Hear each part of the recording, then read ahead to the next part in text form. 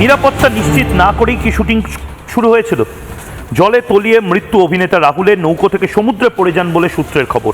প্রায় 1.5 ঘন্টা নিখোঁজ ছিলেন অভিনেতা, 1.5 ঘন্টা। অত্যন্ত দুর্ভাগ্যজনক। শেখর চক্রবর্তী, ম্যানেজার, তিনি কি প্রতিক্রিয়া দিয়েছেন একবার শুনবো। স্পটে ছিলাম না। আচ্ছা, কারণ আমার প্যাকআপ হয়ে গেছিলো, আর্টিস্ট ছাড়ছিলাম হোটেল থেকে। আচ্ছা, তখন খবর এসছে যে রাহুল জলে নেমেছে, ভেসে যাচ্ছে।